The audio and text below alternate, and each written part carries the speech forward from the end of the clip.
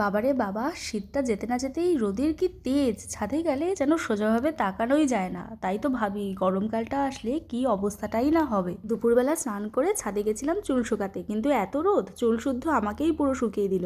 এখানে দেখো আমাদের ছাদ বাগান ছোট্ট মতন। হ্যাঁ হ্যাঁ জানি, অন্যদের বাগানের মতন অত ফুল টুলের ভ্যারাইটি আমাদের বাগানে নেই, কিন্তু যে কটা আছে তাতে আমাদের চলে যায়। আর এই দেখো আমাদের বাড়ির সামনের মাঠ দেখে মনে হচ্ছে সূর্যদেব যেন গোটা মাঠটাকে গিলে খেয়ে নেবে, এত রোদ। তো ছাদে কিছুক্ষণ সময় কাটিয়ে তারপরে দেখো যাব হচ্ছে গিয়ে পুজো দিতে। আর এই দেখো আমাদের অপরাজিতা গাছ, এইটার চারা নিয়ে এসেছিল মা, আর গাছটা লাগিয়েছে বাবা। এনেছিল নীল অপরাজিতা গাছ, কিন্তু ফুল হচ্ছে সাদা অপরাজিতা। কি অবাক কাণ্ড! তো চলো পুজোটা দিয়ে নিই। এই দেখো আমার পুজো দেওয়া কমপ্লিট। বাড়িতে আর কোনো কাজ করি বা না করি, পুজোটা আমাকে দিতেই হবে, এটা আমারই কাজ। আর আজকে দুপুরের খাবারে ছিল লাল লাল ঝাল ঝাল মাটন। মায়ের হাতের মাটন তো সেই হয়। আর আজকে মাকে বলেছিলাম একটা গোটা রসুন মাংসের মধ্যে দিতে।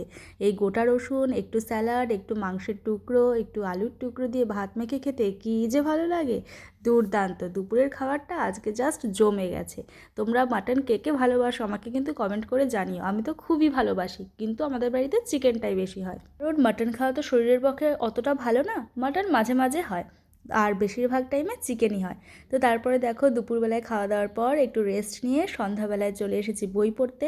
অঙ্ক করছিলাম, তারপরে ভাবলাম একটু ক্যাপচার করি ভিডিওতে। তো আজকের মতন টাটা।